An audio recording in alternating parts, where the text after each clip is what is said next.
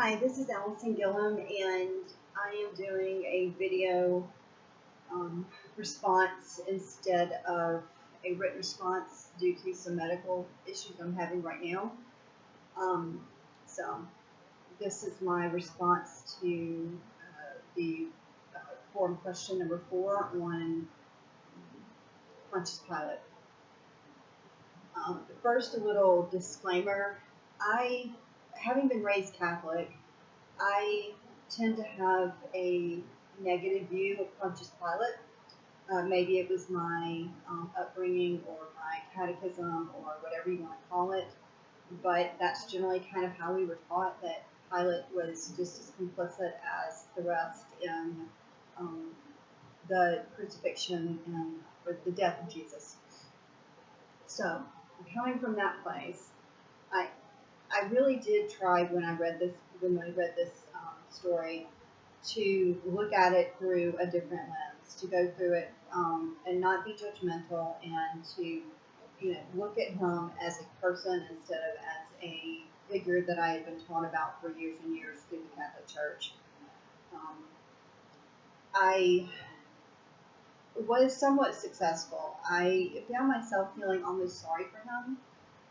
I do still feel that he was weak, that he showed very little, if any, backbone, but I also found myself feeling a little sorry for him, primarily because he does not understand his position, and he did not understand, or was unwilling to understand, how he could make a difference in this situation.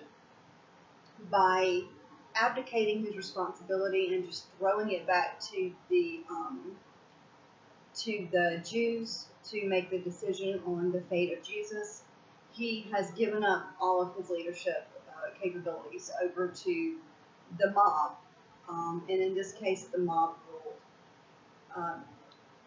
Even in the face of his, even when he questions himself and questions, why are we doing this? Why are you wanting me to sentence this man to death? He shows that he doesn't believe this man is worthy of this type of fate. He even says, "What accusation bring ye against this man?" They answered and said unto him, "If he were not a malefactor, would he not have delivered him up unto thee?"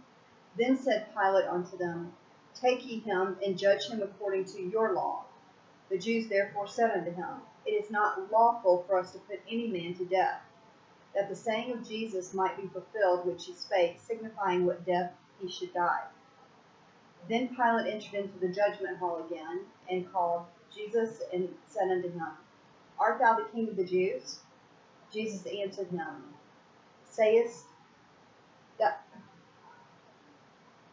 Sayest thou this thing of thyself, or did others tell it thee of me? Pilate answered, Am I a Jew? Thine own nation and the chief priests have delivered thee unto me. What hast thou done? Jesus answered, My kingdom is not of this world. If my kingdom were of this world, then would my servants fight that I should not be delivered to the Jews? But now is my kingdom not from hence. Pilate therefore said unto him, Art thou a king then? Thou sayest, I am a king. To this end I was born, and for this cause came I into the world, that I should bear witness unto the truth. Every one that is of this truth heareth my voice. Pilate said unto him, What is truth? And when he had said this, he went out again unto the Jews, and saith unto them, I find in him no fault at all, but ye have a custom that I should release unto you one at the Passover. Will ye therefore that I release unto you the King of the Jews? Then cried they all again, saying, Not this man, but Barabbas. Now Barabbas was a robber. Then Pilate therefore took Jesus and scourged him. It is clear in this passage that Pilate did not believe Jesus did anything worthy of execution. But because the Jews, their law did not allow for them to put anyone to death, they needed Pilate to come through and sentence him to death, to basically carry out their vengeance or their hatred towards Jesus. So instead of standing up for what he believed was true, that Jesus had really committed no crime, he had found no fault with him, he basically turned it over to a mob. He basically let them decide, which is not what a true leader does. For instance, Odysseus, he was a true leader.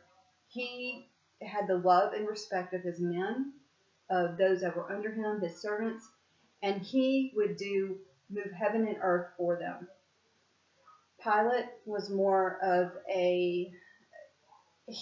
he allowed himself to be led too easily. He wanted to please people, but he did that at the expense of others. So again, therefore, my judgment of Pilate still stands affirmed. I find him very weak. I find him not a great leader at all. As far as Oedipus goes, in comparing him with Pilate, I don't really see, well, I do see a connection in one way. Oedipus, when he realized he was the source of all the problems in Thebes, he walked away in shame. He didn't want the great people of Thebes to look upon him, the cause of their problems, the cause of their shame. So he wanted to flee. He wanted to leave. Even when his people could have used someone with his strengths and talents to carry them through this time. But he abdicated his responsibilities to another and basically went off to sulk in the desert. That's kind of my opinion of Oedipus. I have a much higher opinion of Odysseus, even with his faults, even with his arrogance. I do feel like he came from a true place of leadership. What he said, he meant. He never let anyone else make big, hard decisions like Pilate did. Pilate just passed the buck to the Jews to basically absolve himself of this situation. Unfortunately for him, Jesus did forgive him, telling him that there really wasn't anything he could have done anyway, that this was destined to be, so therefore it had to be. But that's my response for that, so I hope you enjoy it. Thank you.